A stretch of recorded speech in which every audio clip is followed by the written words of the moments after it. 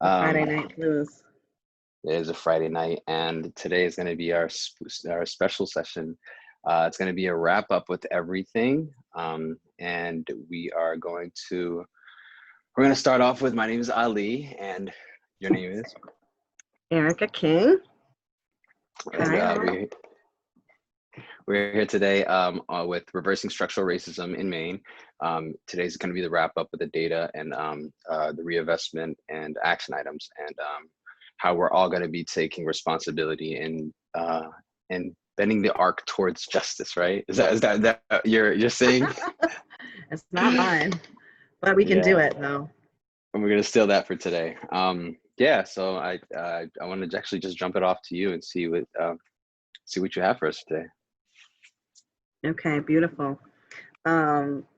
So hi everyone. I want to just thank you, Ali, for inviting me to join you to close out this series and for all the work that I am very privileged and fortunate to do with you. I want to let listeners and participants know that one of my biggest dreams comes true is sort of sharing this moment and the moments to come with Ali being a bridge from some of the things you've heard this week to what could happen in Maine. And some of you might know that we've been doing this work together to build pathways into post-secondary education for young people who've been involved in the justice system. And Ali, I think you dropped this little humble brag about yourself, but if you didn't earlier in the week, I'm just gonna say that, you know, Ali has a 3.9 GPA and has more hustle in his pinky toe than about 10 task force and commissions, as evidenced by this week. So thank you for inviting me to join you and close this out, and to the incredible esteemed panelists that you've pulled together this week. We're really fortunate to have such brilliant and bold and big-hearted people across academia in Maine, and it's just an incredible honor to share this container with you all. So for those of you that are participants out there that I haven't met yet, my name is Erica King, and I'm a white woman who grew up in a probably love-rich, cash-poor, working-class rural Maine town with a single mom and an Italian Catholic family. And I don't know, since that time, I've had the privilege and opportunity to work across the country and occasionally other countries on issues related to justice and social change. I'm the mom of 5 beautiful Black children, both biological and bonus, and ranging in age from 12 to 25. So there's no doubt that that has shaped my worldview and my journey for the better. And I think my role here tonight is I get called upon a lot, as Ali said, to talk about data or policy or strategy or the practice, or what are we doing with the current outcome that is producing the current outcomes, and how might we improve it so the data looks different the next time. So I want us to talk a little bit tonight about data and the power it wields, and just acknowledge right up front as I do that data has been used to weaponize and to harm BIPOC communities. And data can also be, you know, can be used to heal, but it can be used to harm. And also data is power, and it's information, and it's knowledge, and it's accountability. So we can't ignore it. We also have to deal with the racism because it's all in the data too. So that's some of the things that I want us to talk about tonight. And one of my teachers, Raj Chavla, taught me that just to make peace with the fact that all data is bad data or best available data, and we just go from there. So I'm on one of my professional missions is to make our data as trustworthy and accessible and purposeful and useful in my role. And I don't And think on a personal, Erica is, like, personally for me, like, a very, very close friend that's opened doors for me, to be honest, and has actually given me a chance to really just take and claim the power that that I feel like I needed, just to move forward. And to be honest, like, the work that she's doing is exactly the work that we need, right? It's not, I was like, why data? Why research? Like, I don't get it. Like, this is boring. But it's it's a really little just the boring. facts. It's the facts, though. It's the facts, and then it's like the stories behind the facts. Like, every single fact that you were going through, I'm like, yo, I realized that that's true. I see that in the community, and I see that in the juvenile facilities. And why does that happen? Because it just made sense. It correlates exactly. So just two different type of people from different parts of the world really with different professions coming together and doing this work. It's been light and it's been amazing. So I just want to appreciate you on that one. You know, I appreciate you too. It is a dream come true, and we're just starting. So I hope some of the work of this year is to build that more with more young people, incredible groups of women that are working behind bars and outside, you know, just wanting to contribute and wanting to, spend the art towards justice. So I think before we dive in, I just wouldn't be doing this justice if I didn't acknowledge just whiteness and the role that it plays in the systems that I operate in and that are working within me, including my own nervous system at any point. So to me, some of this work is about just acknowledging where we sit. And so when I say we in this context, I'm talking to my white friends and colleagues that are participants, you know, literally acknowledging the ground that we're walking on. And that can begin with land acknowledgement, that many of us are, who are listening tonight, are sitting on Abenaki land, and we can honor the incredible contributions of Maine's Wabanaki people and the bridges and backs and shoulders that we're walking off, an incredible generation of Black Mainers who've been here in the state for more generations than my, you know, fresh off the boat Italian family, as they've always said. But this in my family, which is not something I'm proud of, and yet something that's, you know, that's in the room. So this isn't a conversation about, you know, whether Erica King is good or bad person, or whether I took home the bronze at the Woke White Woman Olympics. It's about all of us in this space acknowledging where we are and how we got here, you know, with our own somatics and neurophysiology. And that could be a whole other session, Ali, in series 2. But there's something that's happening to white people in this conversation that's kind of been an elective conversation for us that's now core curriculum. And I think in order to make the dean's list and sort of get there with the reversing structural racism, we can't center our own selves and our own comfort in this reconstruction that Marcel talked about with us on Tuesday night. So with that said, I think we're ready to kick off session 5. What do you think? With a quick recap of the week, Ali, and frame up where we're headed? Let's do it. Let's do a quick recap to get everybody remembering where we were. If I can share my screen here. Can you see that? Yes. Okay, awesome. So here we are. Come on, clicker. Come on, doesn't want to go. There we go. Sorry. All right. I'm so zoomed out, and you all are very resilient and persistent for showing up on a Zoom on a Friday night. So I was like, how can we use these Zoom features to make this interactive, like the little hands or the chat, or blow up the chat or something? Like, if you learned something new this week, if you're ready to reverse structural racism in Maine, you think Ali killed it pulling together this thing this week. Come on. You did, and you're ready to make a it. commitment within the context of the roles you hold. I want you to like blow up the chat. Ooh, I see some chats or some questions, right? Okay, yay, right? So I just, again, want to honor you, Ali, for pulling this together in a week. He's going to give us an update, but let's just sort of walk through some of the things that we've learned this week in a recap.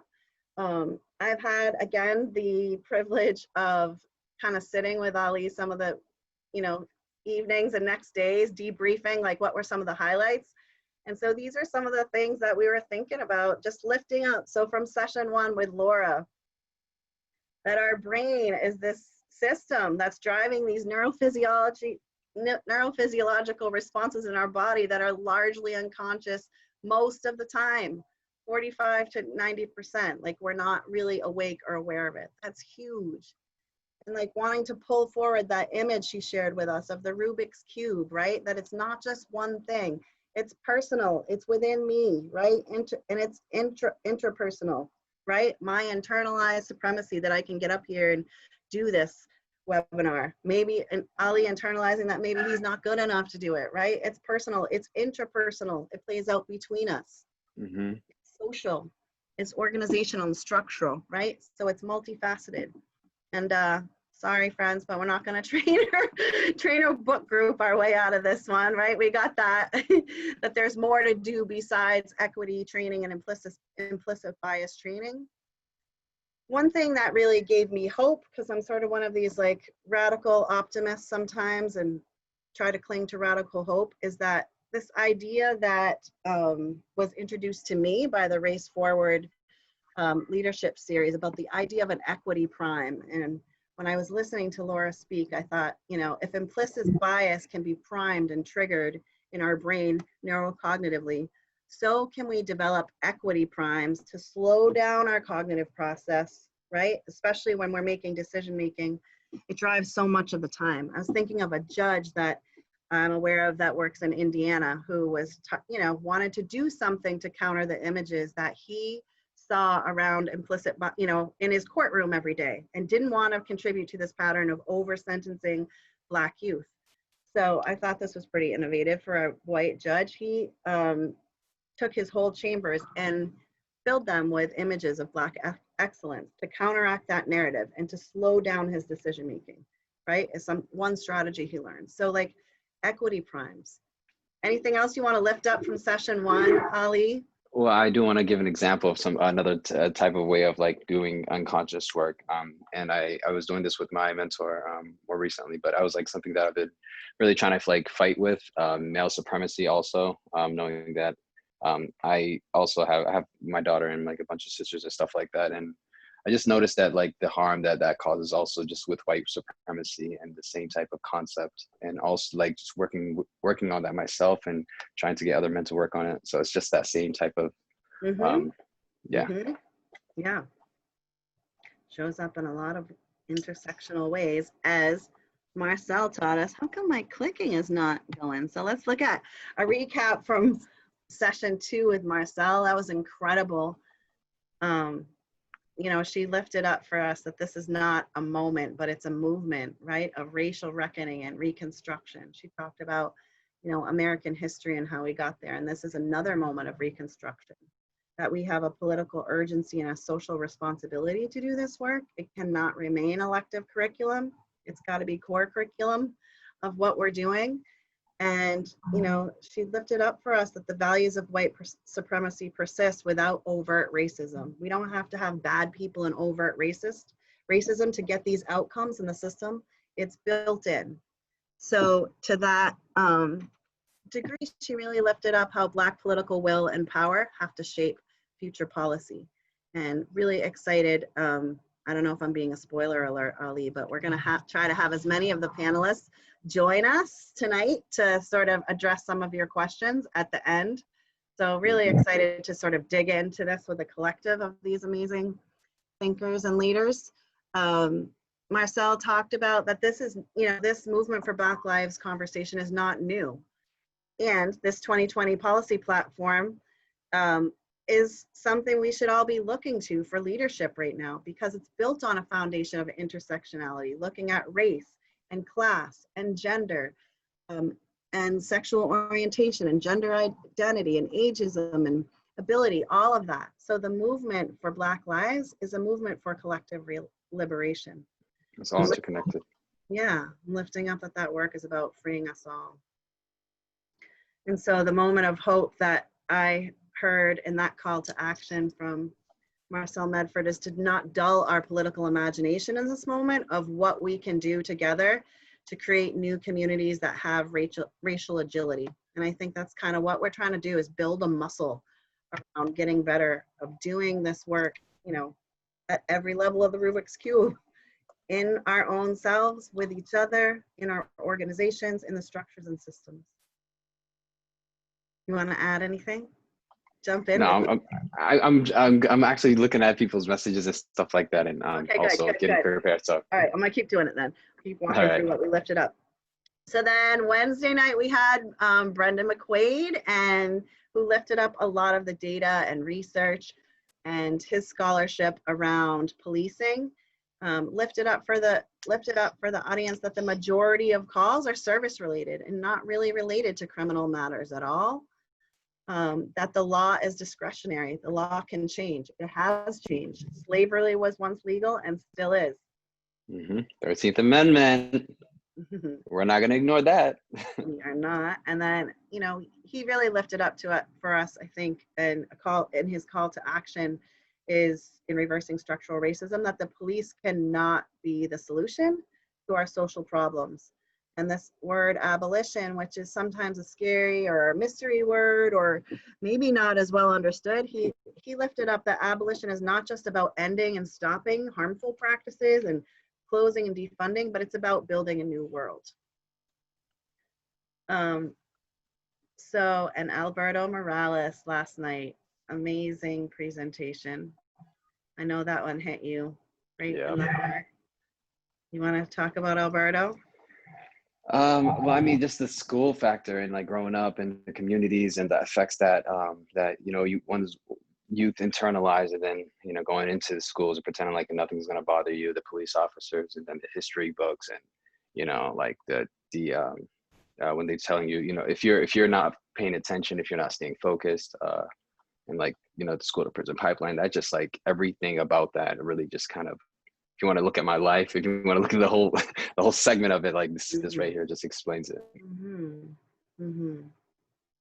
I know that term, like personal, psychological, and spiritual injuries, sort of resonated with me, of what I have witnessed with my children sometimes and thought of as like death by 1,000 paper cuts. It's just when someone says what happened, it's not an event. It's this.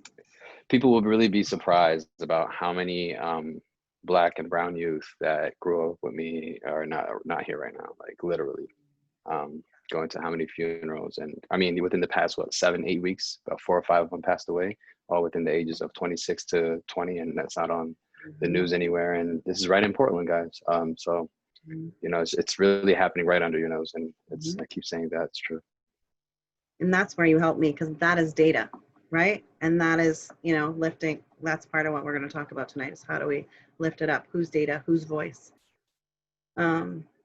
Yeah, Alberto was incredible last night, just lifting up that this approach of individualizing our social problems is really ignoring some of the major structural flaws that are just built into K through 12. It's not just policing, it's not just education, it's not just higher ed or one system.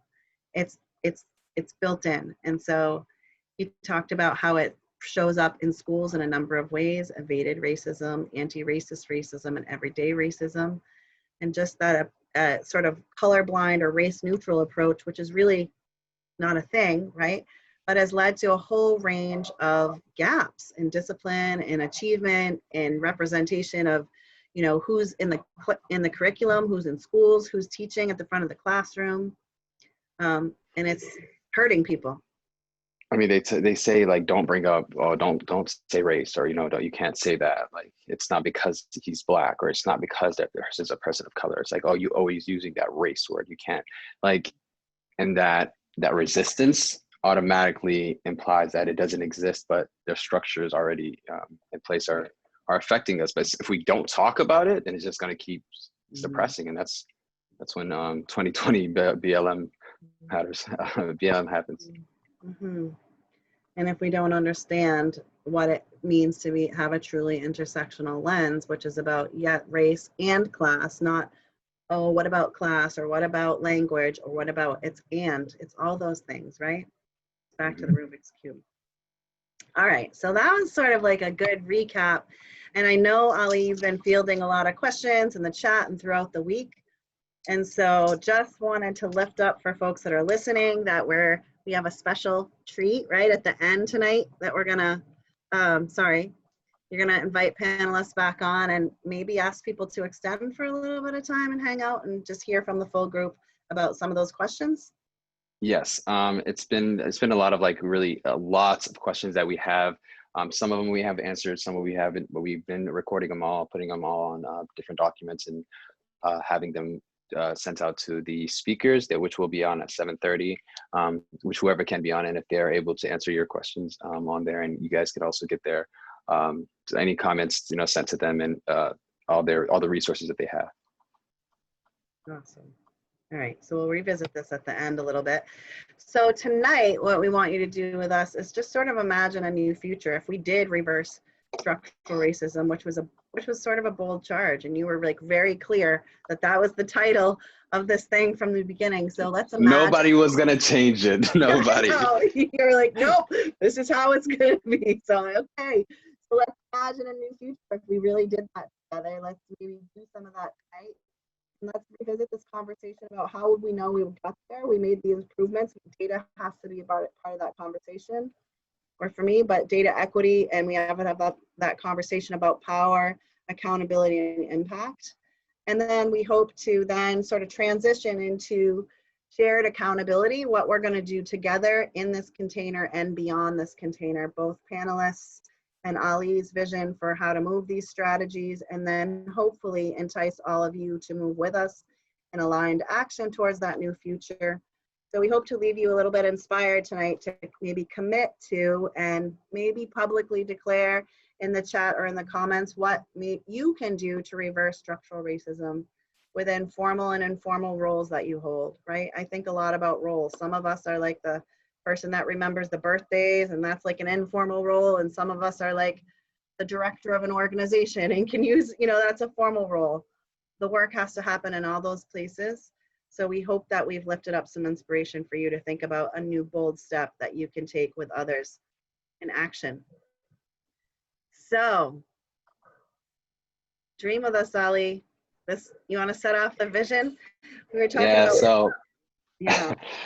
Imagine a new future if we truly reverse structural racism in Maine. What would the conditions of community be if everyone was socially and economically thriving in the communities across Maine? And we know that structural racism also affects poor whites and all people of color, anybody that's living in low-income communities. And if we stop looking at people and looking at people like the problem and understand that it's the situations and the circumstances that they are in that give the reasons why they do what they do, and we start looking at systems themselves and we start to change the systems to help people thrive, then these are the results that we would receive. Mm-hmm. Mm-hmm. So if we're about the work of collective liberation, which is an intersectional approach, which is healing racism and all of these other things, we're moving towards changing the results of a system that's something like this right now, which is, something that Ali and I see too much. And I think sort of the end result of our society's desire to avoid accountability and push it downstream.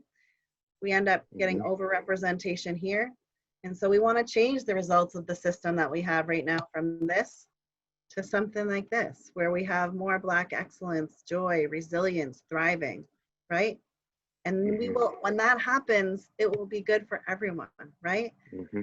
So as we come into this container tonight and go into this conversation and data and start to think about what you want to do beyond this session, this series, we're just making a few key assumptions, not knowing, and it's hard on this platform to know everybody, but we're going to make some assumptions that we have. If you signed up for this and did a ticket, we're going to make some assumptions that we have some shared values, that you're here tonight on your Friday on a Zoom because you want fair and responsive systems, and you have, really good intentions to do the right thing. And we got to build some muscle around this conversation, right? And learn and be challenged. And sometimes what makes it hard is we don't all come to this conversation from the same starting point or the same shared historical context or identity of how we got here, right? And that's what makes it messy and hard. And so lifting up this idea that centering and listening to engaging with BIPOC people in Maine is essential to the process. And we don't get to opt out. So we all have a role in the cleanup. And for white friends and colleagues listening, this is not about blame or guilt or, you may not have created it, but we have a responsibility to fix it. And we all have a role in the cleanup. None of us is exempt from that. So again, there's so many people doing work around, whiteness. And I think I just have to lift it up one more time because we talk a lot about this work and this idea of white supremacy, of what it means to be white, about what the norms are of white culture, that it is an ideology and a practice that has had impact and harm that is directly landed on Black and brown bodies in this country is something we all have to do the work on, right? And so this is one charge or call to action. And so to be accountable to that, we got to move beyond our good intentions and look at impact and really look at the outcomes of who's economically and socially thriving. If we're going to get to that future and who isn't. So this is a quote that deeply inspires me in the work of justice and sorting through data. Had many sort of soul searching moments as, you know, like, what am I doing? I'm working in a white institution as a white woman with data and justice, and it's messy, right? So this work of justice, it demands integrity. It's to have a moral universe, not only what is right or wrong, but to put things in perspective, to weigh things. Justice is different from violence and retribution. It requires complex accounting. So I think of the work as data science and data accountability, and the work that I do in partnerships with, you know, folks like Ali and communities and organization is some of that complex accounting. So I just want to lift up, you know, limitations and problems with the data, and right off the front, you know, right out before I even go into it, that these persistent disparities exist across the country and across systems and across centuries and decades, right? That have led to racialized gaps in policy and practice and outcomes over time, right? And, you know, my co-panelists have done a brilliant job, as well as many other Maine voices who are not on this panel and really could do a better job than I, lifting up that Maine is not exempt or immune from these impacts, right? We sometimes like to think, oh, we're Maine, we're white. In fact, that's why we have to do the work even more around whiteness. And so folks have lifted up the racialized disparities that exist in education, that exist in our judicial system, that exist in policing, that exist in academia, that exist in every system. And this individualized theoretical approach, which we're kind of obsessed with in academia and in our systems, you know, having that individualized approach to social problems doesn't explain these outcomes in entire communities, but they've dominated our thinking, right? So we have to get to a structural systems approach, and we've got to get, you know, be able to look at who's most directly impacted by this data. How do they understand it? So let's just, do you want to say something about that, Ali? Yeah, I was gonna say the same way we start questioning when it comes to like pessimistic issues and when problems like, oh, what if that, what happened there, and what did you mess up there, where did you mess up there, and like where we're always looking at like the negatives of situations or of people or systems, at like, well, we don't do that with systems. We do that with just, we kind of cut it off when a politician says, this is what we're doing. You know what I mean? We built this equity thing over here. We're putting $50,000 in here, like to kind of shut everybody up. Like, this is what we're doing. But our responsibility is start to ask why. What else are you doing? Like, what's the next thing over here? Start asking them more and not letting them shut out the conversation in the same way we're doing it in a negative way, but a positive. Right. Right, I see that showing up in a lot of systems. We're gonna offload all of these adaptive, you know, racial, social problems that we can't figure out, that we try to, you know, sometimes police and incarcerate our way out of. But we're gonna hire one diversity and equity inclusion specialist and have them 40 hours a week, and they're gonna fix it. It's like, we're gonna hire a few cops, you know what I mean? Some black teachers here and there. Just the structure is still the same. It doesn't matter. Like, part of it, right? It's part of it. We all have to take an incremental approach, and and we have to get bigger and bolder and more aligned together, and more intersectional. So I think, you know, let's just like get off Maine outcomes for a minute and look at an example that maybe had, some might say, okay, this had good intentions. Some may argue that it didn't, but we can look at our friends in New York, the stop and frisk policy. So if you're looking here, the yellow at the top at 23% represents, you know, the percentage of Black and Latino, Black people in New York City, and 53% of those represented the stops for stop and frisk. 47% of New Yorkers identified as white, Asian, or Native American, and they only represented 13% of the stops. And then for Latinx populations, they represent about 29%, about 33% of the stop. But here's the thing, 87% of those stopped and frisked that were Black and Latino, even though they represent 53% of the population, and 9 out of 10 were found to be innocent. 9 out so of check 10. this out. Check this out, right? 9 out of 10 were Black and Latino, right? So 87%, 9 out of 10. That's 9 out of 10 also. So every 10th person is a white person that got stopped and frisked. And then 9 out of 10 were found innocent. If I am walking every single day to school with a book bag in New York, with a book bag, and it looks a little heavy, stop and frisk, stop and frisk. Anything can happen, right? And who's looking at the integrity of the police officer to not even put something on me, right? If this consistently happened on a daily basis, right? 365 days, literally 9 out of 10 times. And 2% of the stops had a weapon. 2%. And whites were almost twice as likely to have weapons than blacks of those with a weapon. So it's impact, right? We have impact. to, like, we might not intend to do harm. We've got to hold accountability to impact. And this is a really racialized impact, right? Yeah. So it's like, again, back to that systems and intersectional lens. Looking, when I'm thinking about the data, when I'm looking at the data and I'm looking at trends, I'm looking, you know, at that iceberg, what's happening in the system, some of those events, but then I'm trying to listen to, like, well, what's happening? What are the patterns of behavior underneath that are, and how is that changing? And what's going on in the structure of the system in terms of law or policy or practice, or how, you know, who's talking to who, or how this system, you know, how education is connecting with housing, is or isn't connecting with corrections, what's happening in the system, right? And then underneath that is another layer of, you know, what are my values and beliefs, and what are the values and beliefs of everybody that's sort of keeping the system intact, or the status quo. And the status quo is a hell of a drug. It is. I get calls from partners all the time who are sort of like, how do we use the data to make change? And I feel very much for colleagues working in systems and in communities, because it is hard to get below and move things at the mental models. And yet we're doing it. I think you're doing it this week, Ali. But I feel like we just look at data and we just, like, 10 years later, it's the same type of data. 10 years later, it's the same type of data. It's not really looking for progression. It's looking at just, oh yeah, and I don't know, psychologically, maybe this is like something that we're just immune to. And we just know that everything negative is higher when it comes to people of color, and everything positive is lower. But it's like, what process are we doing to ensure that we're hands-on, consistently working together to make those changes?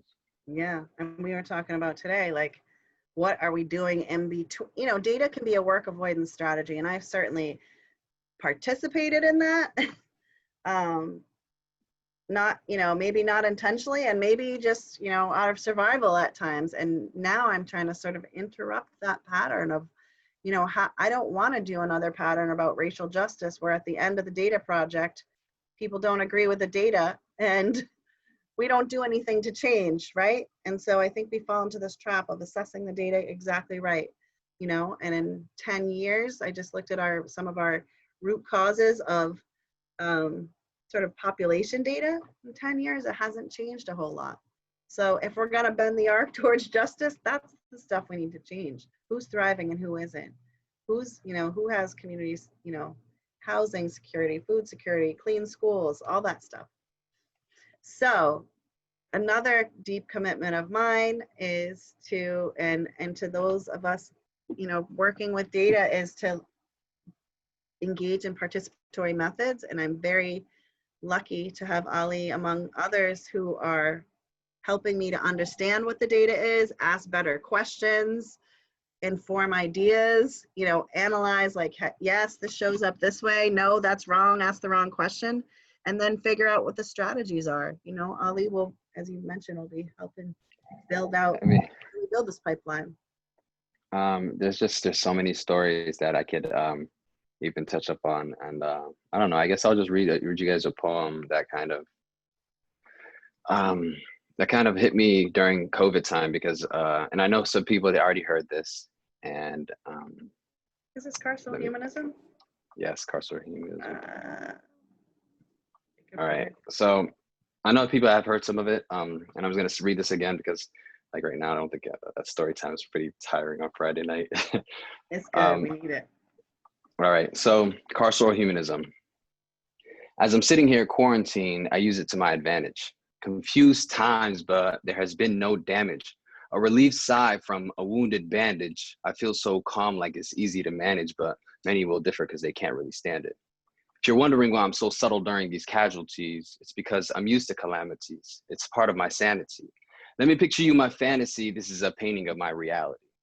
I contemplate and I concentrate. We tend to do that when there's a lot at stake. Coming from emptiness and a soul to hate, I couldn't be that lucky number 7 while in section 8. We were in a trap cage by fences. That's how most hoods are if you see through clear lenses, surrounded by outside barriers as if it's a watchtower, while community police had that soul power to protect and serve with their slogan, but the false advertisements will leave you broken. False promise that setting calmness does not become honest. Painting me a picture with fake polish as we work so hard with no profit. Only thing rising is your pockets, so stop it. Raising an asylum in tight spaces, non-private, in a building that had high mileage, expected you raise your child in, as we accepted blinded, because if we speak out, we're wild, and so we tend to keep silent. How my life has been stricken by so-called policy. Poverty has become the essence of my democracy. While options and opportunity depend on your community, my pathways were bleak with no sense of priority. But somewhere a pipeline is mentioned from school to prison, as if it was a norm from a detention to a detention. As sadness and grief surrounded my gaze with a shelter at home, but no parents some days, siblings to foster, I never asked to raise why I sacrificed my hunger so they could be safe. I feel weak in class. I can't stay focused for long. My mind worries in fragments. It's a replayed song. I may have ADHD. Is this how it feels? What the hell are we discussing? These people are weird. How can they sit here and focus? It's just that interesting. I have shit to deal with, so please wrap up this lesson. Some days we will talk about slavery or Vietnam or Japan or how terrible Hitler was to set up his plan while pointing out all the world's mistakes. We're the heroes here with some similar traits. And then it hit me. Isn't it crazy how a complexion can choose the direction that you choose to step in? A mere vision of tint can change your mindset or the cognitive thinking, I guess. Hypnotized to not realize that we're a mess, taught how to hate in a society that we do not address because race is a topic that's so complex. But how do you ignore something that's so suppressed? Maybe it's because you're not the one that's being oppressed. But yeah. See, I've seen different. A vision where lineage is stuck in a systematic prison, brainwashed into their predicament. But what one can't control, one can't be held accountable. So how do we choose to live like you, change from black to blue or a few shades lighter too? My mindset was all the resources that were given to me. And at that age, no one would listen to me. So I concentrate. A failure is what society illustrates as my fate. It's not about the choices we make. It's what's given on my plate. While constantly being watched and no options to evolve, I see the chaos all around me. So I paused. I had thoughts. That making it out must be the best escape, but an invisible chain is instilled in my fate. And carceral humanism is a fucked up state. But with wealth and plans, I must fluctuate, lead a positive trait out to find a way out this empty space.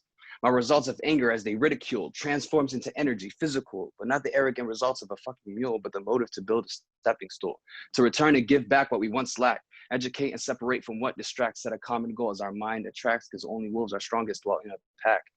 So I'm setting this movement of working together to build our circumstances here and forever. Well, not just for us, for our families too, loving brothers and sisters that look like you. I'm exhausted and tired of seeing those weary eyes, that glistening in the light fades like that mother's smile as she has to bury her seed of pain to see her cry. And she asks God why. She's fragile inside. And here we are in this mortified human life with corruption some are blinded by.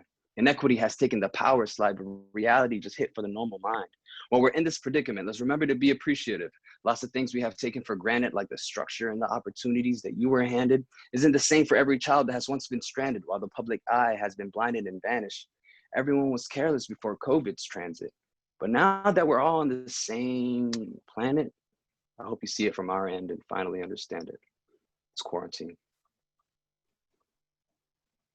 I hope that was good enough for the story. I still love it every time. I wish people could respond. I hate the quiet. Okay, good. Someone said, amazing. Hi, Wendy Blackwell-Moore. Oh, that was dope from Marcel. It really was. Thank you, Marcel. I'm actually going to bring Marcel up pretty soon. I can't wait. You want to break down that term, carceral humanism, for that might be new for some people? So carceral humanism, it's like when you're incarcerated, you don't have to be in jail to be like, I seen a vision where I seen a lineage was stuck in a systematic prison, right? So it's like, even though we're not locked up, like mentally we are, emotionally we are, we can't move a specific way, we can't get specific jobs, education is not taught to us in a positive manner so we can reach somewhere far. It's like, you know, the school to prison pipeline, these things are set up a specific way. And to realize this at a young age, and you know what I mean, and I'm not speaking this on behalf of me, I'm speaking on this because like everybody that's inside these communities hears the same, like feels the same thing, right? And to just realize this and to see people dying or going to jail or going like losing their mental health and getting addicted to drugs and selling it because they have no other choice. When people say they had no other choice, it's because every single thing around them was striking. They had to get what they needed. So, and we kept blaming the people. Like scientifically, we know that people are not bad. They just do what they have to because of the difficulty, right? So all of this, right, that's carceral. And when COVID hit and everybody was like, oh my God, I'm closed up. Like I can't, I need to get out. I'm gonna have an anxiety. I'm like, this is how we've been feeling our whole lives. You know what I mean? And this is the only thing I can relate it to. So So powerful. yeah. The comments are lighting up of fans. It is, and that's what I mean about, not to go back to a boring PowerPoint slide after that, but people are saying, how can we get a written version of that poem? And one way is that it's going to come out in this, there's probably other ways, but it's going to come out in this policy brief that we're writing together, which is listening to the voices of many young people at Long Creek and in systems, sort of speaking to that and expressing it in art, and Ollie being one, but there's plenty of other ways they can get your poem, right? And we're going to talk about those things at the end too. Yeah, we're going to give all the resources towards the end. I have a YouTube page and Instagram, Humble Philosopher. Humble Poetry is the what I use for political poetry, like that. But yeah, we'll be giving all the resources with everyone. Yeah, so he keeps me on my P's and Q's with understanding the stories behind the data. And not just that, but it's also about how do we decolonize everything about it, from from methods to design to who's funding it to all of that. So I want to give a nod to my partners and colleagues at the Data Innovation Project, who are sort of helpful thought partners to me and to many of you maybe that are listening and available to help and support the social sector to build data equity and data informed practices. Did I do that? Or did you do that? That's you. Sorry. So I think I just want to again acknowledge that no matter what, this is not the work of one person, right? So the Data Innovation Project, for those of you who don't know, I don't know why that keeps moving, is here, exists within the Cutler Institute, within the Muskie School at USM, and part of Maine Systems, right? Which is part of a whole hierarchy of university systems within which is structural racism, because none of us are exempt. So I just have to acknowledge that's where we sit. And so noticing, and my partners at Data Innovation noticed that, in our first years of being funded to provide training and technical assistance free to the nonprofit sector, a huge amount, like the vast majority of organizations that were coming in and accessing data literacy, capacity training, and technical assistance are white organizations serving white clients. And some people would say, well, yeah, that's the majority of Maine, Erica, like big deal, right? But it is a freaking huge deal if we're talking about reversing structural racism, because we cannot get to that new vision while centering whiteness in the social sector.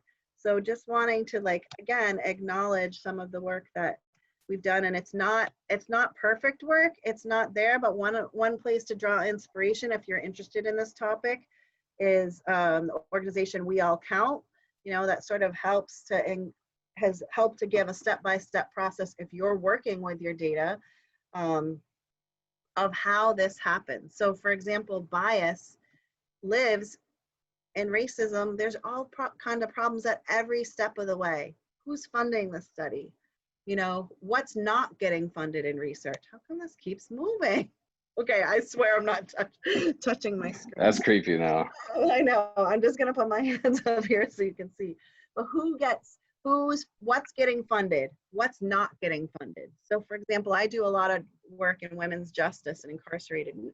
7% of philanthropy nationally goes to funding work with justice involved women. It's not impossible, but it's very difficult to get that work funded. So what gets funded, what doesn't get funded right off the bat, And how much? and how much, and by, you know, by who, right? And those, And to who? and to who, exactly. And what doesn't get funded, right? What doesn't get funded. And then we could look at like, what's the motivation to do this project? Is this a project, right, where, you know, at the end of 5 years of looking at racial equity data, we're gonna do the same thing? And, you know, like, what is it that we need to comply with a funding thing? Is it that we want to solve a problem? Sometimes there's a, you know, explicit purpose and an implicit purpose. So I'm thinking of what can I do to sort of align interests? What might a system want? What might a community want? How can I sort of think about that as a win-win? Racism can creep in project design, right? What we do, who we ask, who we sample, what's easy, you know? I have to think about, and I have to break myself of this constantly, because the context we work in is, right, we think in like 40K, 20K, 5K, you know, amounts, but like I have to sometimes break myself and think like, how would I design this if I really wanted to serve like BIPOC, you know, outcomes? How would I design this if money was no object, if I was independently wealthy, right? What would be the right way to do this? How would I incentivize, like, what would be the right way to do it, instead of being like, okay, we have 10K, I can do da, da, da, da, da, right? And who are the methods? Who's participating? Is it a good, you know, is it a good design? Is it, if it's something with community, like what are the timelines? When do they need results? How does these boundaries of time come up all of the time, right? Is this a good place to share your idea where with Opportunity Scholars? I think you should. All right. The Opportunity Scholars is it's kind of like this, right? So the project design, the motivation, the funding. Right? So that's like one thing that we're doing right now. We have about 3 youth that are on there, for one of them almost 2 years. It's like, so you get a UBI, right? You get a universal basic income, and it's not only to, you know, Black or brown, it's anybody that's affected by the system, but we are primarily taking Black and brown first, and then anybody that's low income or anybody that's in that it's exceptional, it's accepted. And so what happens is you get paid to be stable so you can work. It's not you getting paid for so you can work. It's you get paid to be stable. So once your mind is stable and you're fit, because literally until I started getting salaries, I wasn't doing the good work that I wanted to do, right? And that's the same thing that I'm saying. I'm like, yo, the communities, we just got to pay these kids, right? And the organizations that were getting all the money, with all due respect, had a hierarchy with a board and everybody that were primarily white, that didn't really understand the work on the ground. Who's doing most of the work? The people that are affected by it, because experience is the best education, regardless of what anybody says. So if they're doing the work hands-on, like fighting it from this end, from their lives and trying to provide and this and that, why aren't we giving that equity, that number of equity that we talk about, that stair step, what do you call it? The books, yeah, the books of that photo. Like that's the books, right? That equity is the stability that the youth need, or that any person that's affected by the system, primarily, specifically them, because they are the inspiration that we need. If we consistently invest in them and not these systems, we'll probably be in a better place. So that's what you're doing. That's how it kind of works. Ali and I's project design, sort of like that. You just got a window into it, right? Where you're like, we need to do this or this part or whatever, and we adapt, right? So that's part of checking, but building it into the design and right, and then so back to, again, thinking about the data, and then we're evaluating the outcomes. Who's going to collect that data?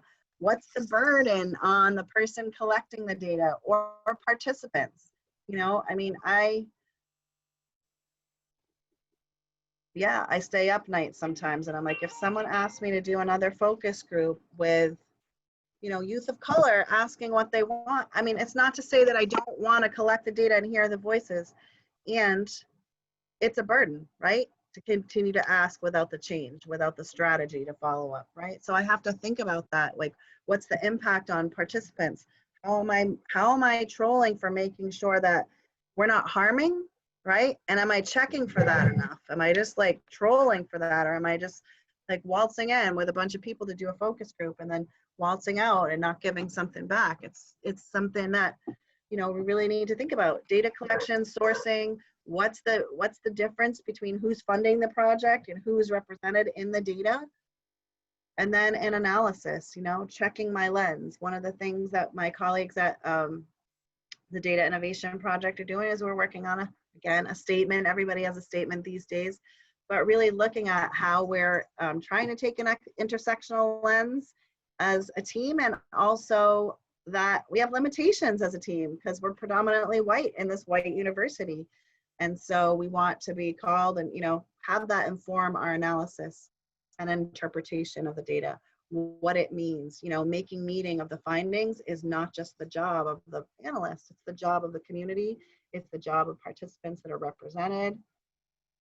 And then all of this stuff comes out, the bias can show up in, communication and distribution and dissemination of the findings. I worked for years in sort of pumping out a report for a system that is dusty on a shelf somewhere and was not really used to drive change, or maybe wasn't written in a way that was accessible to communities so that they could use it to, to do public demand for some of the things that might help build a rationale for community-based investment. So I want to just lift up some of the work that's innovated in some of these amazing organizations. This is a cohort of immigrant-led orgs. I'm very honored to have been able to partner with Maine initiatives and many of these other organizations who are involved in these kind of ways in building data equity, building data capacity so that they can make stronger arguments.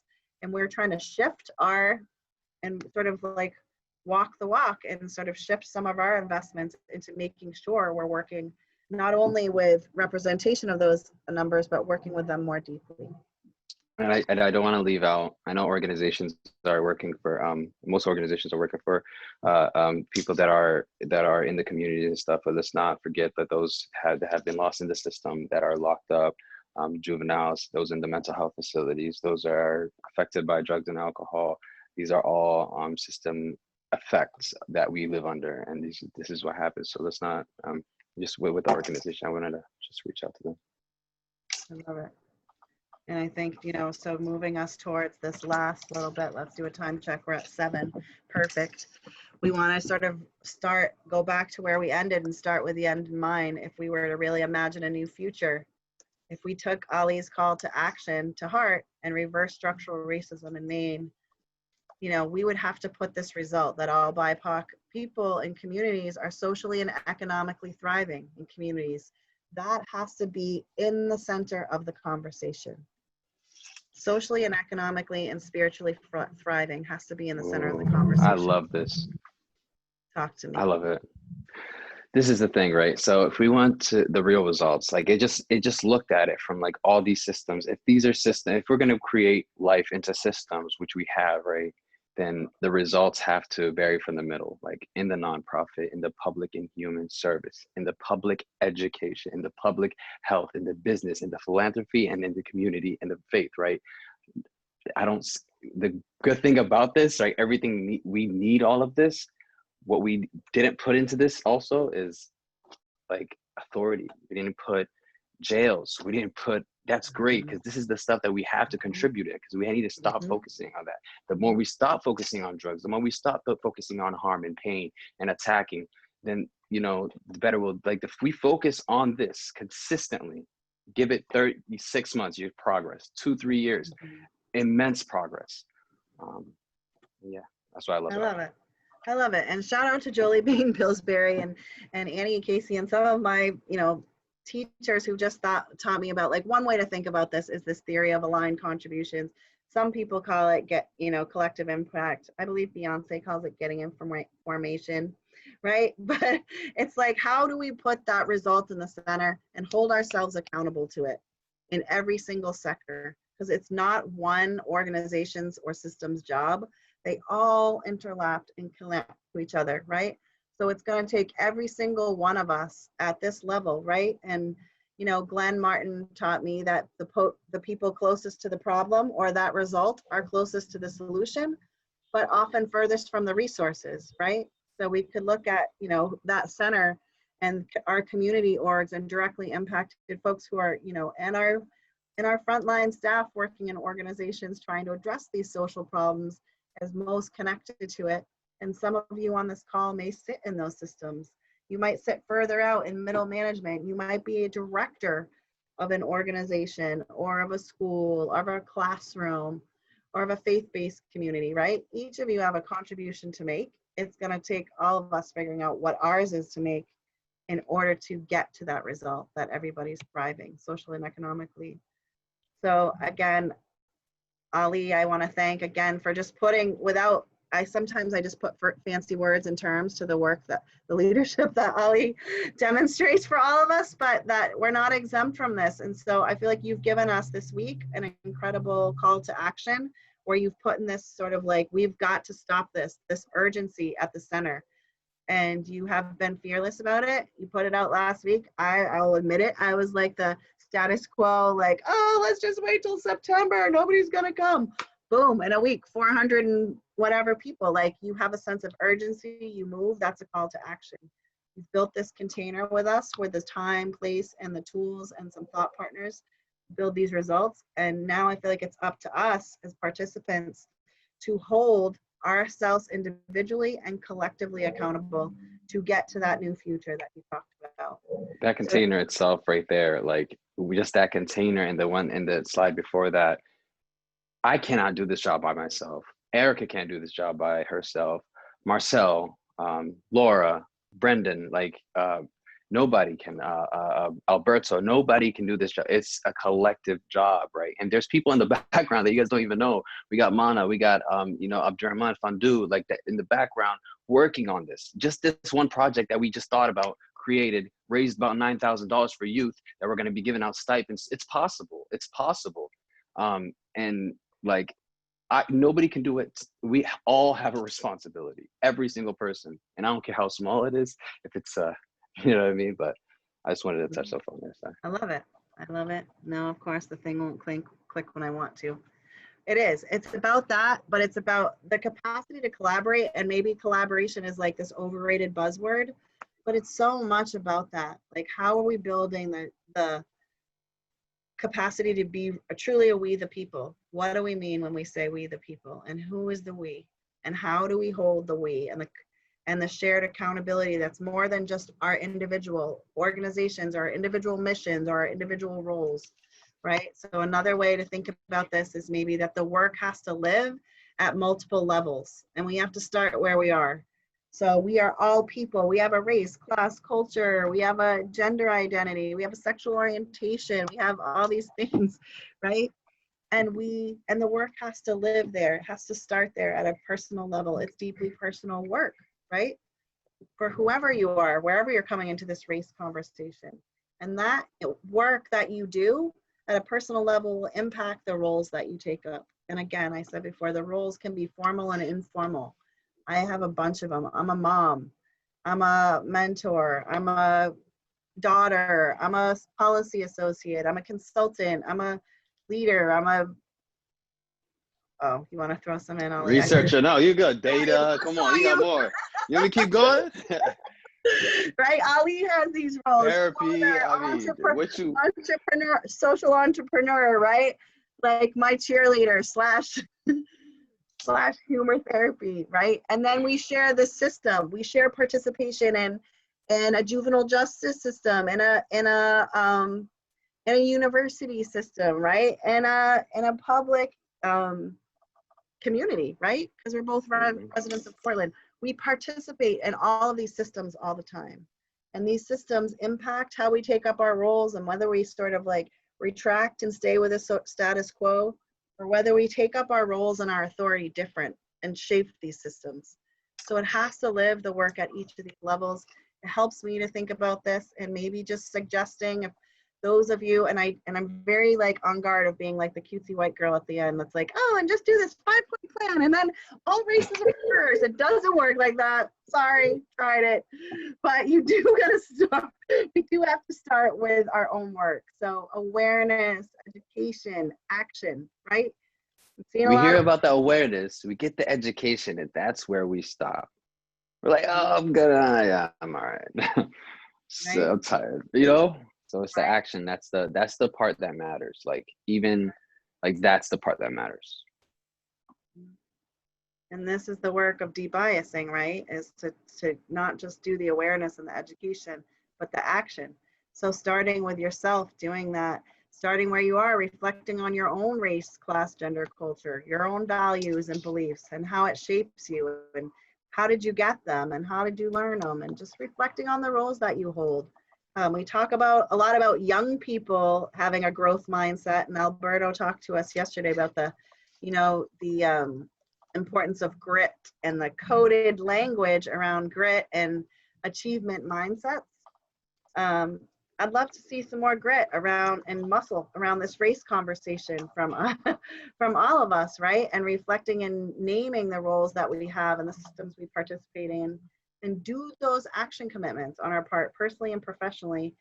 And then the next part is, it's not enough to just do the work. We've got to get aligned. We've got to do that collaboration to, increase the scope and scale of our impact. Ali and I did 3 opportunity scholars with a little seed of funding, and this is really born out of me being like, I can't do one more data project that doesn't include directly impacted people, and where I'm not using my power and privilege to open the doors of this institution for young people who I know are being, are not being prioritized and may feel like they're not belonging there or like college material. I have to develop and do that. My work is better doing it with them, right?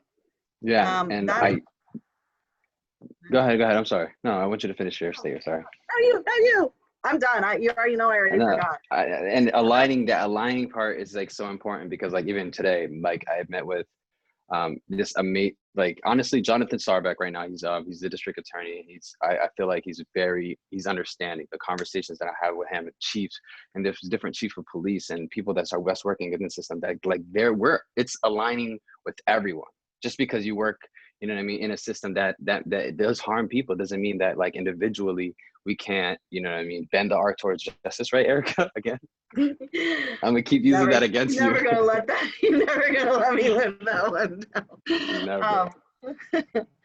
Yeah, I mean, I know we talk about this too, and like whether there are people that good people and bad people, and I try to like stay out of that lizard brain sort of false dichotomy, like, myself, because to shift this, I mean, I wouldn't not partner with someone in the justice system because they, committed murder, blah, blah, blah. Like, I still believe in their humanity.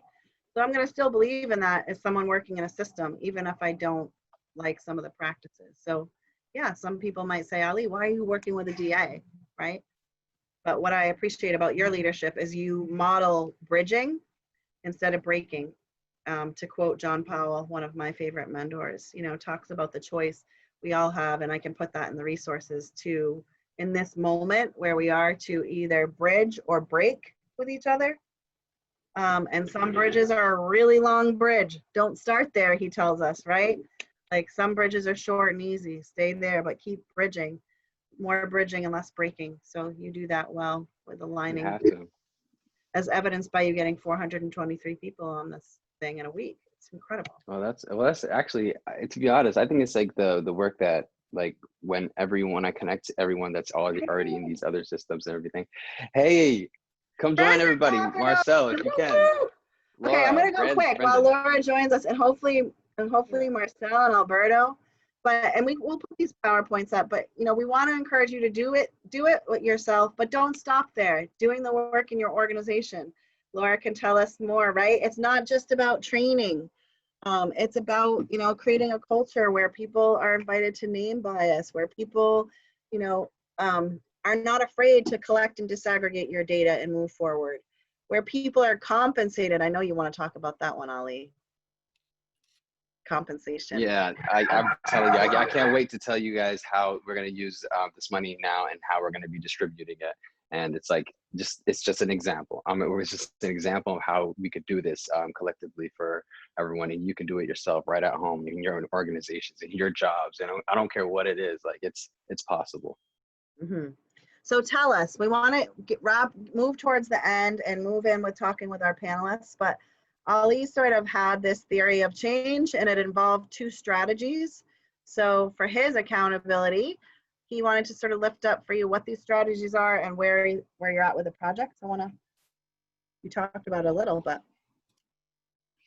Yes. Sorry, I'm like trying to make sure that there's other panelists that that wanted to get on. Yeah. So right now there's $9,125 that's raised. So that's about what did I say? 182 $50 $50 stipend. stipends. Yep. 182 $50 stipends. There's 182 minor jobs that youth can do, from painting to cleaning up the, I don't know, to feeding you, anything they want to do. Send us an email, take a photo of yourself. We'll send you the $50. We'll post it on our Facebook page and tell you, like, this is what our community is doing. And to change the imagery of Black and brown folks, of LGBTQ, anybody that's in low income communities, anybody affected by the system, because our youth is what we need to invest in. If we're giving up on systems, then we need to create power, right? We need to create love and security and stuff like that. So every single dollar, that 9,125, anything that you guys put into this for now is going to go on to Youth Fund. And actually the two people that we're going to start off with is Mana from Maine Youth Network, and we're going to be Abdirahman Fandu from Maine Youth Network. If you guys don't know about Maine Youth Network, please connect with them. They're all Black organizations, from the president all the way down to like every single person. It's all Black, and I've done work with them there. It's going to happen. And yeah, so is that good enough information? Yeah. And do you want to say more about the part two? The, Oh yeah. the series two, and just like your visions? Series 2, we haven't really gotten to a full what we're going to talk about, but I'm thinking about legislation. Probably getting Rachel Talbot Ross, and maybe I don't know. Just I'll ask. You know, I ask advice before I Yeah. give out. And we have a little way at the end that we would love to invite you, if before you hop off today, and we'll post it as well, to just collect a small bit of data, just 2 questions, we promise, but to help us frame up what was meaningful, and also to track the action commitments, so we can look at together what might grow out of this container, and that can inform sort of strategy 2 and next steps from what future conversations are to get aligned and do this work. So we want to encourage you, as we hold up, you know, as we sort of move towards the wrap up with other presenters, to just think about what are the results you're contributing to, right? We all own the mess right now. So how are we contributing to the status quo? How are we contributing to improving things? What's my role if I'm in an organization? What am I authorized to do? I find sometimes we don't take up the fullness of our authority of what we're authorized to do in our roles.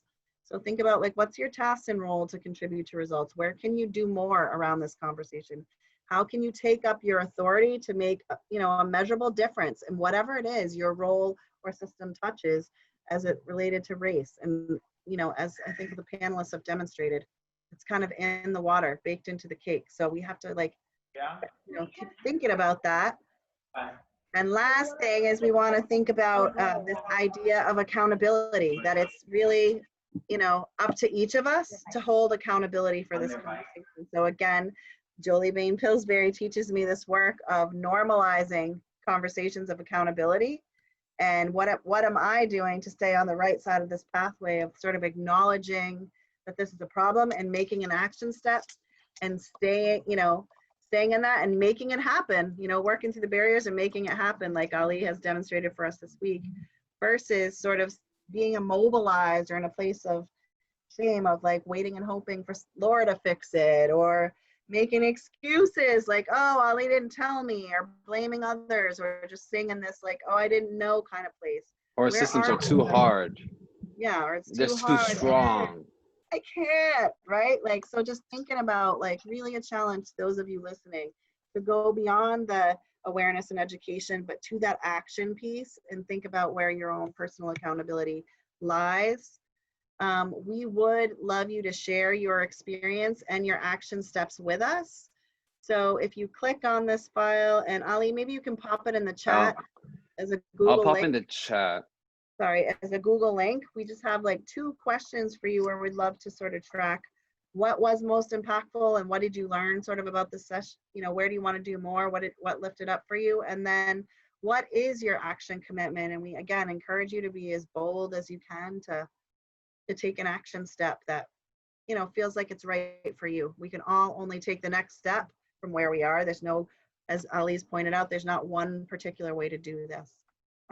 So we would love to hear from folks. here to let us know what you think and what you're going to do. And then some next steps. Oops, Ali talked about you could also visit the structural races. Want to talk about these? And then we're going to go to the panelists. I know Yeah, you want sorry to. guys. So next steps, we have a Facebook page, we have a YouTube and Instagram. YouTube will be out tonight with all the recordings and everything.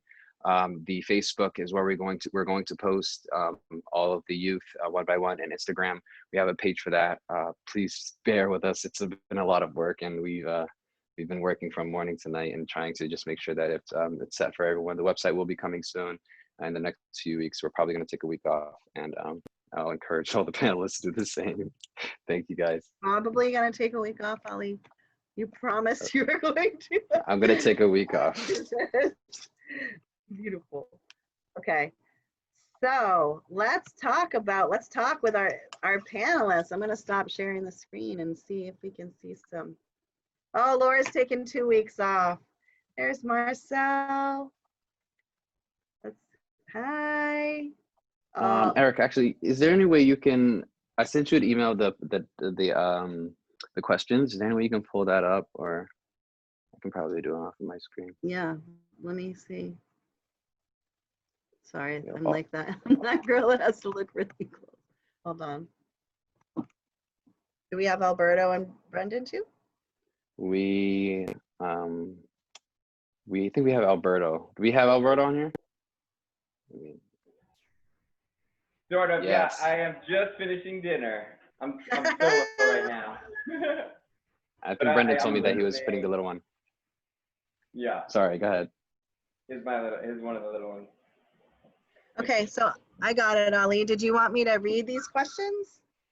Yeah, if you can, actually, let me just, I'm gonna go on with it with you. There's some for Laura. This one looks like a good one for Laura, or anyone, but can you so this is from Dawn. Can you give me an example of how implicit bias training can be joined with structural change in the Maine government? Is that all? Is that all? Simple, right? I know, right? Don, are you with us right now? Are you listening? Yes, Don Kilton. Okay. Yeah. So our implicit bias, it's one of these things where often if I'm in government systems, or whether I am in education, or whether I'm working with human rights defenders or organizations or what have you, the way in which we view and see the world, the way in which we understand our self-concept and the self-concept of others greatly underlies the way in which we engage with them and the structures that we participate in, and why we engage with certain practices, policies, interventions, and programming, and the way in which those programming themselves take shape. So it's all intimately interwoven. And I will tell you, I remember working on a large project in the EU, and in this project, they wanted to build a series of interventions for the Roma communities. So these are the largest ethnic minorities among EU member states. And these communities were subject to, forced sterilization, to the destruction of villages, to the active segregation within school systems. And so in order to mitigate this, they created a whole bunch of different structural interventions. So it was 80 billion euros. It was a massive, massive intervention. And then, 10 years later, they went and they assessed it, and they said, hey, how do we do? And it failed miserably. So not only were they unable to increase socioeconomic status or increase healthcare or desegregate schools, but in fact, these things had gotten worse. And it got worse because they didn't attend to the underlying bias, racism, discrimination that was driving the interactions between people. So often we ignore this in our structural dynamics. We ignore this in our government and our policy building. But this is in a fundamental way that humans work. So the two have to work together in order to really speak to the whole being. Well, I hope that helps.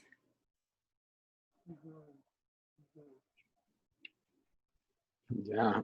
I think we have another one for Professor Marcel. Trying to find it. Where was it? It was about the if there are similarities in between the rural and the urban environments, and also like how do you kind of like do take some action on it and to help them, thrive and improve. Oh, wow. This sounds like a question from my urban sociology class. And so, oftentimes, right, when sort of thinking about, right, urban uprisings, like in this particular moment, right, they are sort of characterized as sort of being centralized in cities, right? And it's not as though rural areas don't have these same problems, but just what we're seeing in urban areas is sort of just sort of the collective effort that's more visible, right? It's highly visible. But yes, right. So this kind of goes back to, I think, sort of the crux of that presentation I gave, of sort of attending to the role of intersectionality, right? Sort of where you have these class dynamics at play, right? The carceral state is ever present, right, in urban and rural environments, right? So those things are sort of constantly operating. And so I think, right, when we sort of talk about, organizations building alliances or sort of communities sort of seeing where they need to sort of build solidarities around sort of these types of sort of structural and sort of interpersonal engagements, right, with police, with racism, right, with sexism and oppression. Yes, I think you will see those across the board in both urban and rural areas, but I think sometimes rural areas don't get that same type of sort of media attention or sort of social organizing in the visible way. So I hope that answers the question. Erica, you want to choose the next one for either Brendan All right. or? I can't resist. Brendan McQuaid from an anonymous attendee. Brendan, can you be both capitalist and work towards liberation? I mean, Marcel says nope. it depends on what you mean by capitalist. I mean, the short answer is no. But I think a lot of Americans, when they think capitalism, they think of they're not thinking of necessarily monopoly capitalism. They're not thinking of the huge firms that work with the government and shape the world, right? So I think there's interesting discussions, interesting examples of alternative economic models that are neither traditionally capitalist or state socialist. So things like worker co-ops and kind of bottom-up forms of planning. So there's you can be I think you can be part of the fight for liberation if you are if you don't necessarily have to be a market abolitionist. I think that's an open question on the left. But I think in terms of like dismantling capitalism as a system, as like a world system, as racial capitalism, I think fighting against, not just that system in an abstract sense, but like the ways that its legacies have shape our fates and our relative power, in our concrete life. I think fighting against that system is the essence of fighting for liberation. So they're one and the same. I think there's big questions to be had about big debates about economic models that are I think more complicated than you might think with the baggage of the Cold War, right? There's a lot of other positions. So I'll leave it at that. Alberto, you still having dinner or are you ready for a question? I saw you popped in and on and off. You ready for one? I'm back. All right. I got all kinds of action going on here. I know it's exciting at the Morales household tonight. I hear. So from Kate, a question is, any advice on how to talk to administrators in my school on how growth mindset is a white-centered idea or teaching?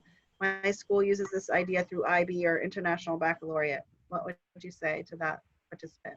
Yeah. So, you know, there's nothing, in my opinion, there's nothing wrong with teaching growth mindset. Like that is an actually useful thing.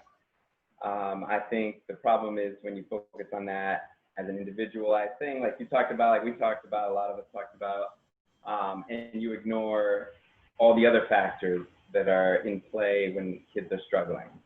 And too much of it often turns into blaming the kids and blaming the families, and giving them prescriptions like, you know, read to them. They don't, you know, and you start making assumptions like they don't care about school as much.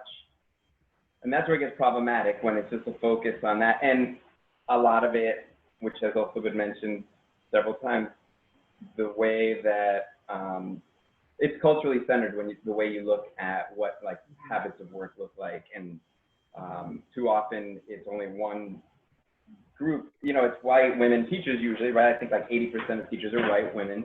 And they're just like everyone else, victims of patriarchal society, and often are gatekeepers. And they, or all teachers, we all do it if we're not careful.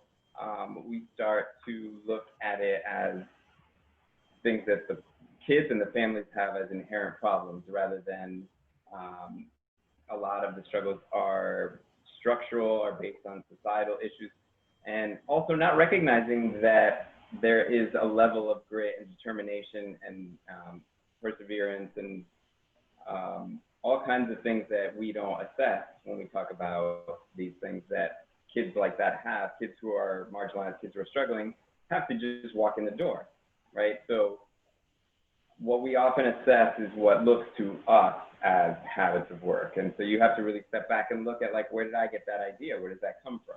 And am I assessing what actually is a struggle of work habits or whatever? Or am I assessing the fact that the kid doesn't have as much support or as much access to resources as other kids?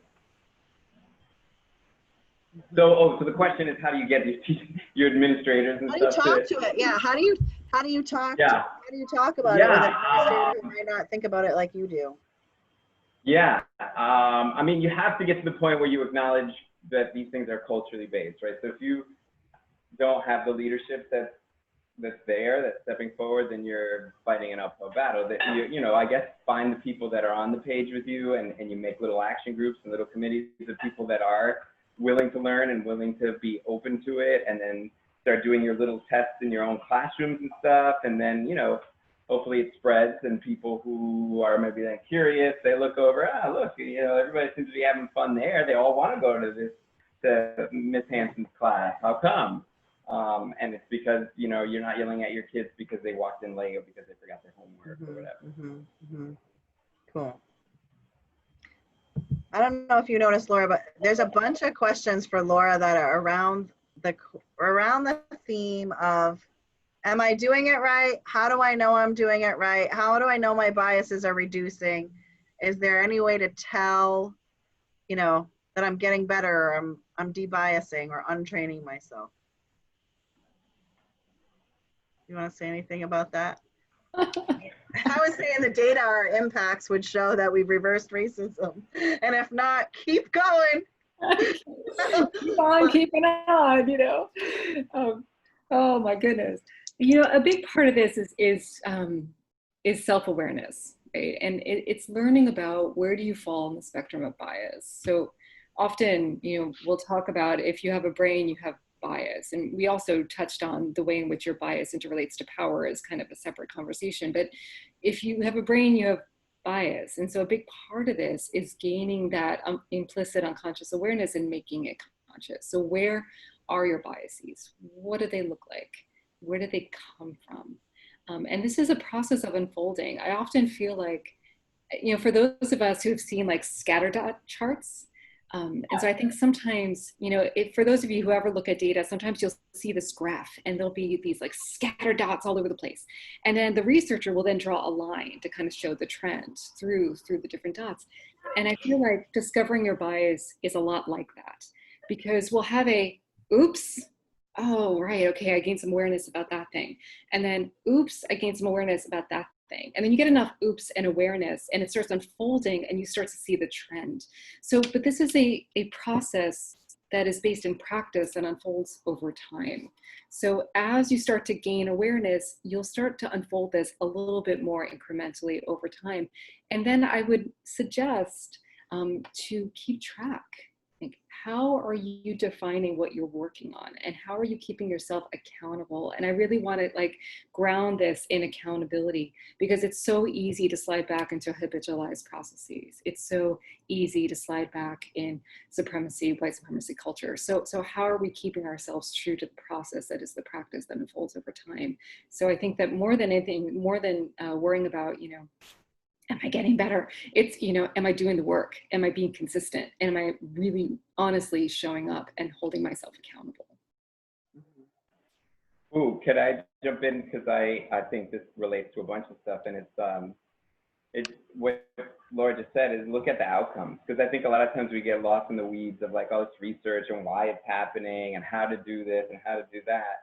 But ultimately, you have to look at like, are things changing? I think Ali talked about that before, that all over and over again, the data comes up and people get all lost in the data and talk about, oh, look at the problem, look at the problem, look at the problem. And they're not looking at like, are things changing?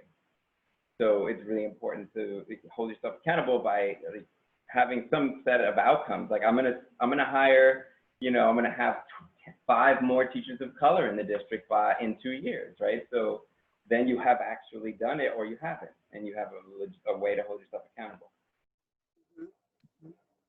And can I jump in with that too? You're good. So yeah, so like not only did we hire those teachers, but did we retain those teachers?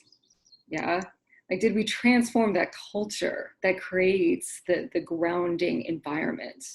You know, so yeah, I think you're totally right. Like creating the outcomes and then charting that is, yeah, right on, Alberto, totally.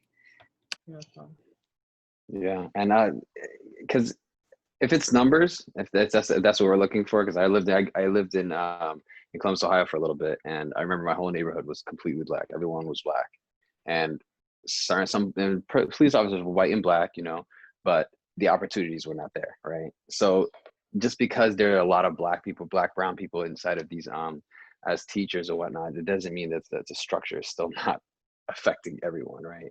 So and I want to also answer just like little small question over here. Where does it begin to encourage BIPOC youth to become involved in civic life and exercise their right to vote? This comes back to stability again, right? If they're not stable, they're not coming. They're not going to come anywhere to any teach-ins, to any protests, to this. They're not even going to come to this. They're not like, that's the one thing we have to understand. The disadvantages make it very difficult. I don't care about voting anymore. I care about going to get, you know what I mean, some education, or going to try to survive. That's all it is, right? It's not, they're not taught to thrive. So before we try to get them to vote, let's try to make sure they're set, right? Let's try to make sure that they are taken care of, make sure they're fed, make sure their siblings are good, make sure they're exceeding in education, just so they can be like, you know what, I'm gonna go vote now. I'm gonna make the decision to vote because I want to, right? I think it's really the investment in time and all that. And if I could jump in, I would say also, you know, an important place to start is like asking young people what they want, right? The idea that you're imposing that their political responsibility is to go out and vote actually doesn't sort of respect their autonomy, right? And it's not being sort of particularly responsive, right? So I think one of the important things is really to sort of ask young people what they want.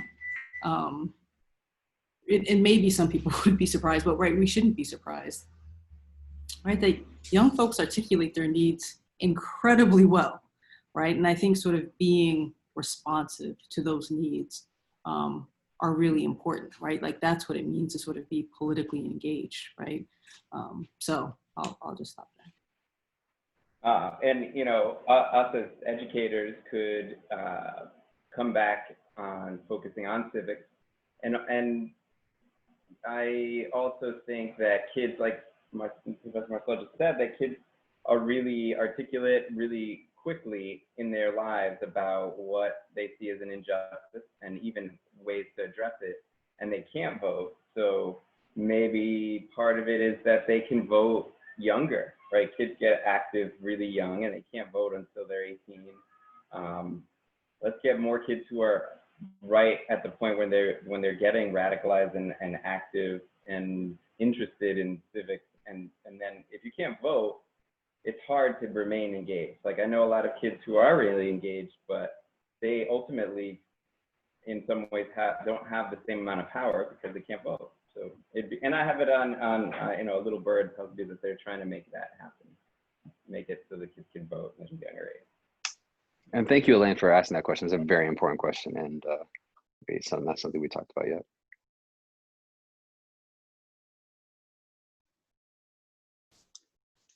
Yeah, so I think we're actually over past time, but it seemed like everybody was enjoying the conversation. I was like, "Yo, keep going." But what we can do is I'm actually going to ask a panelist that was able to speak this week. I'm going to ask this question that Mary Bonato's asking, and then if you guys can all give like one action item from everyone, just because remember, like it's all collective work. So the question says, any recommendations on how to balance advocacy fatigue with the need to maintain and further build momentum behind social movements? Mal got the answer for that. Mal got it. Anybody, please. It's Mary asking, so we better have a good answer. I'll chip into the answer, but I don't have that answer either. But I think that you have to take care of yourself, right? And you have to make sure that you remember what's important to you and don't neglect that. And usually that'll bring you right back to being an activist, because that is part of what's important to you. Mm-hmm. My friend Sage Hayes has taught me and others that, oh, look at that. This is actually a legal assistant from GLAAD tuning in on behalf of Mary, so no pressure, haha. I take walks with Mary Bonato around the Back Bay when I need to teach my stretch. And I think my friend Sage talked about like this term justice in the body, right? That I've noticed in all of us that do this work, you can fight for justice in the world to your own detriment sometimes, and it's not free. The work of doing this work is not free on any of us. It's hard work to do systems change. So like getting the justice on the inside and your own nervous system, and and that's not just an individual job either. That's also community-based care and social networks. So I'm sure many people have things to say, but I love that question from Mary Bonato or your assistant. I'm gonna pop in something I wrote a while ago when someone asked me that question, and that's useful. And so it's, my usual, every answer I give has to have like, 3 articles behind it. But, but it's funny, like I can recommend all these things. But I think for me, what worked, physical, like I have to run, I've got to do something to help, calm my nervous system. And then for me, I wrote this piece a long time ago, so I honestly don't remember if it's in there, but what I would add is finding my joy. And that was huge. And I underestimated that for a long time. And then once I started finding like what really brought me joy, I was amazed at how healing that experience was, and how much it filled my batteries, and I was able to come back to the work.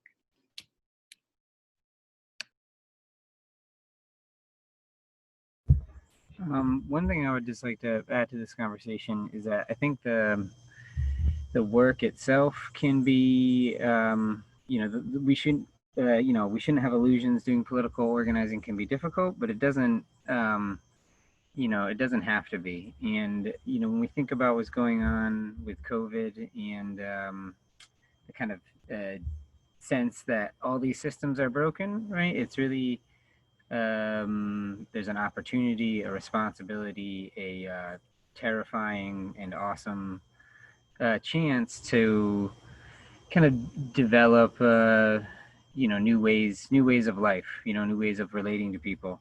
So I say this because like we shouldn't think about systems change just simply as fighting these injustices and changing these structures. It's also about like building a world around like ideas of communal and collective joy, right? So I think like movement work, should include communal and collective joy. And if you're missing it out, then if that's not part of it, then then you're missing a very important component. And And I'd also add that like that also can mix in with mutual aid in ways that you know can can be quite significant. So I'll leave it at that. Mhm. Yeah, I would, you know, add on to what's been said. You know, just a reminder, right, that hashtag like Black Lives Matter, like that was a love note to Black people, right? To like not let this world sort of like you're not defined by, you know, oppression in this sense, right? Like that's the search. The search is for Black joy. Like these hashtags about Black boy joy and Black girl magic and Black Lives Matter is sort of precisely about that, right? It's precisely about love and affirmation. And so, right, if we don't like, right, sort of echoing sort of, you know, Brendan's statement, it's like, if we're not in sort of in search of that and creating that and living that, then like, what's the point of the struggle? So.